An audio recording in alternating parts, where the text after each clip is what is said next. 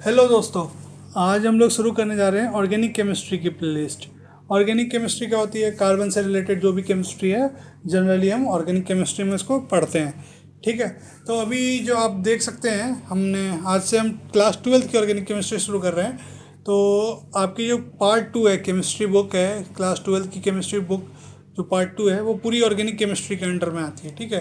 तो organic chemistry अगर आप लोगों से पूछेंगे तो ऑर्गेनिक केमिस्ट्री लोग जनरली कहते हैं कि बहुत हार्ड है, ऑर्गेनिक केमिस्ट्री बहुत हार्ड है, समझ में नहीं आ रहा है हमको कि ऑर्गेनिक केमिस्ट्री में क्या हो रहा है।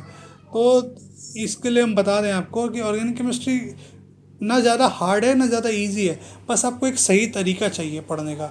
अगर आपने सही तरीके से ऑर्गेनिक केमिस्ट्री पढ़ी तो आपको कोई दिक्कत नहीं आएगा, चाहे ये चैप्टर हो चाहे कोई अदर चैप्टर हो, सब एक जैसे हैं। ठीक है। आपने एक चैप्टर पढ़ लिया, आपके एक साथ 4 चैप्टर तैयार हो जाएंगे। ठीक है।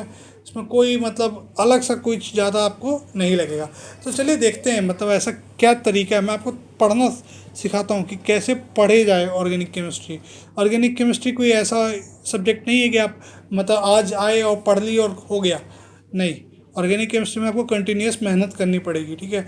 ये आप कह सकते हो मैथमेटिक्स से भी थोड़ा मतलब हल्का फुल्का हार्ड है।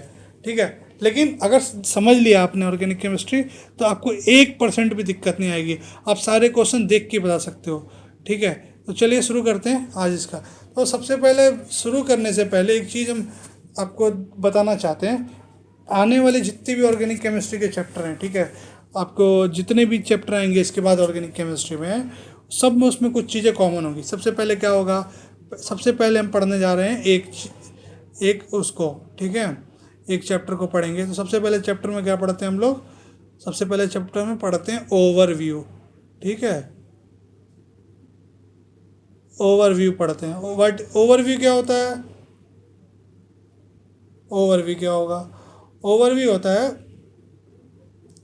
कि मतलब जो चीज़ हम पढ़ने वाले हैं, ठीक है, जो चीज़ हम पढ़ने वाले हैं वो अपने डेली लाइफ में कहाँ यूज़ होती है। ठीक है। डेली लाइफ में क्या यूज़ होती है, क्या उसका रोल है, सब कुछ वो आपको ओवरव्यू में बता दिया जाता है। ठीक है।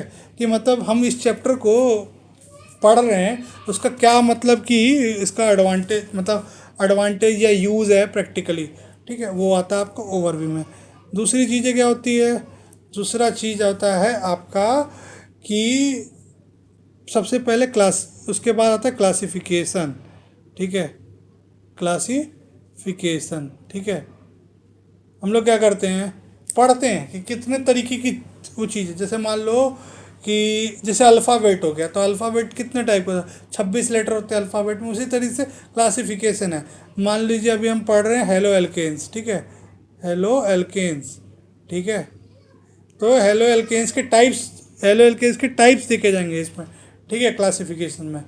फिर उसके बाद आता है आपका नामकरण, जिसको कहते हैं नाम पहचान। अगर आपको मैंने ये कंपाउंड कुछ बना के दे दिया, कुछ भी मान लीजिए मैंने बना के दे दिया, तो आपको उस कंपाउंड को नाम देना आना चाहिए।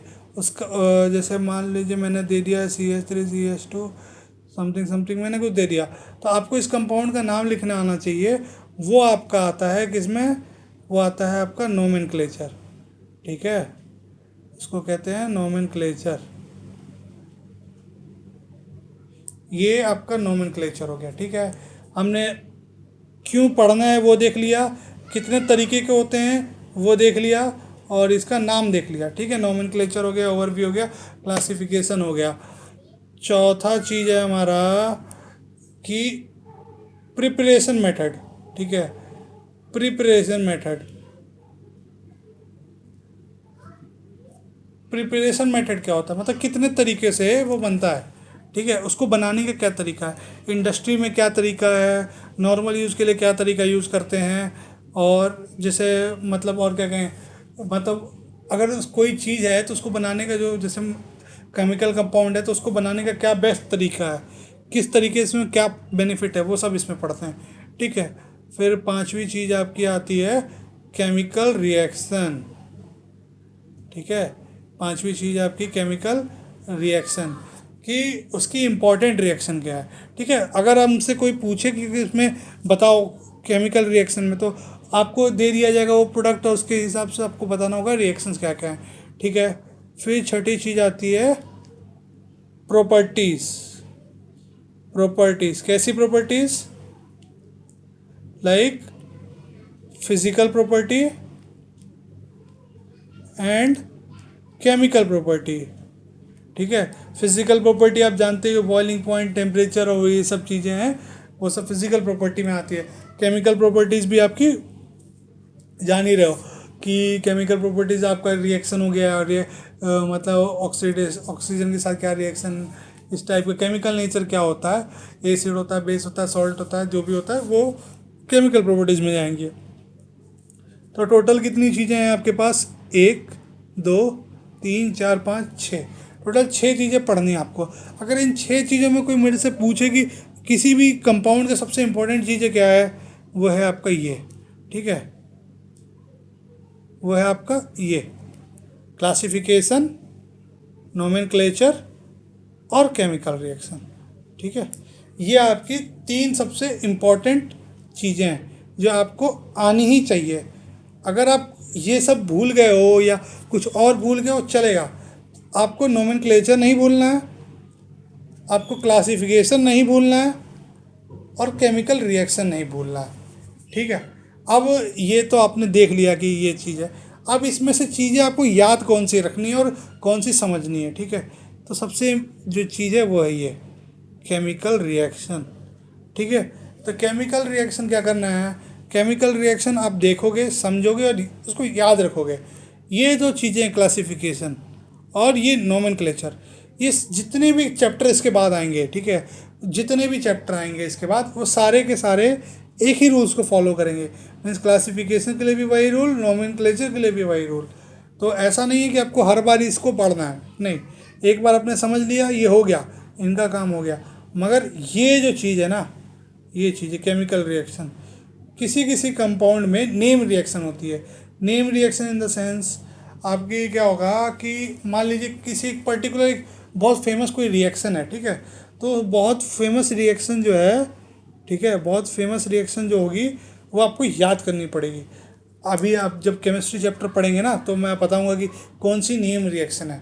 अगर एग्ज़ाम पॉइंट ऑफ व्यू से सबसे ज़्यादा इंपॉर्टेंट इसमें होती है नेम रिएक्शन, ठीक है। Name reaction is the most important thing is in entire chapter, ठीक है। अगर आपको नेम रिएक्शन आती है और ये 2 चीज़ें आती हैं, नोमेनक्लेचर और वो, तो आप प्रॉपर्टीज़ आप बता ही सकते हो। प्रॉपर्टीज़ आपको याद नहीं करनी है और ये बाकी कुछ याद करने की ज़रूरत नहीं है। आप देखते ही बोल दोगे कि हाँ इसका ये ऐसे होना चाहिए, वो कुछ फिक्स रूल्स पे चलते हैं, उसमें ऐसा कोई हार्ड चीज़ नहीं है। लेकिन रिएक्शन बहुत इम्पॉर्टेंट है, ठीक है, ये इसमें कोई समझौता नहीं कर सकते आप, ये आपको आनी ही चाहिए हर हालत में। अगर आपने इस पर मास्टरी कर ली तो ये तो सारी चीज़ें सीख जाओगे आप आराम से। मगर ये रिएक्शंस आपको याद करनी पड़ेगी, और थोड़ा मैं आपको एक एक रिएक्शन के मैकेनिज़्म बताऊंगा कि कैसे रिएक्शन हो रही है, क्यों रिएक्शन हो रही है, ठीक है। आप तो उससे आपको क्या होगा, समझने में ईजी हो जाएगा। तो ठीक है, चलते हैं। इससे पहले कि हम चैप्टर स्टार्ट करें, आज का वीडियो हम यहीं ख़त्म करते हैं, ठीक है। तो इसके कल नेक्स्ट वीडियो से हम स्टार्ट करेंगे अपना चैप्टर, जो है चैप्टर का नाम है आपका haloalkanes and haloarenes, okay. कल से ये चैप्टर नेक्स्ट वीडियो से हम इस चैप्टर स्टार्ट करेंगे, ओके।